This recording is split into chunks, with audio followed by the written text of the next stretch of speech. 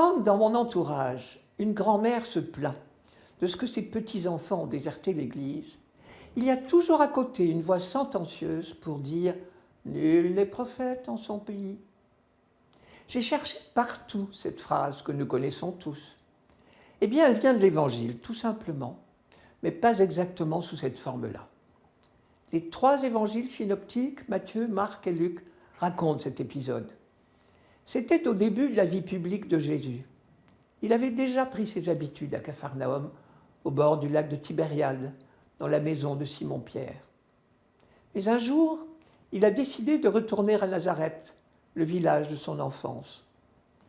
Je crois qu'il a soigneusement choisi la date. Il avait une idée en tête. C'était la semaine où, à la synagogue, on lisait un certain passage du prophète Isaïe. Et il savait que pendant l'office du Shabbat, le samedi matin, on lui proposerait de faire la lecture, parce que c'était l'usage de la confier aux fidèles de passage. Et tout s'est passé comme il l'avait prévu, au moins au début. Après la lecture, Jésus s'est assis et il a commencé à enseigner.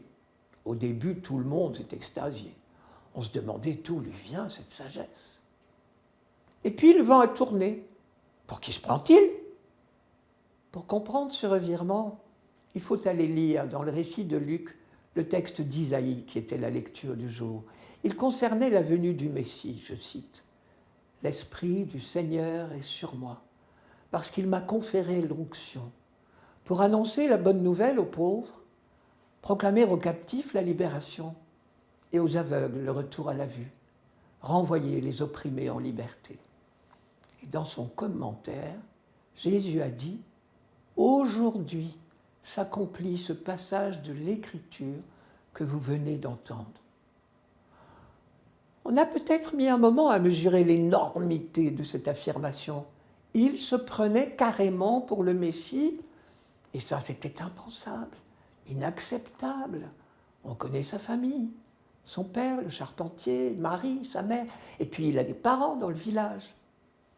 Quand il a senti cette animosité qui montait, c'est là qu'il a prononcé la fameuse phrase « Aucun prophète ne trouve accueil dans sa patrie », qui est devenue, dans notre langage courant, « Nul n'est prophète en son pays ».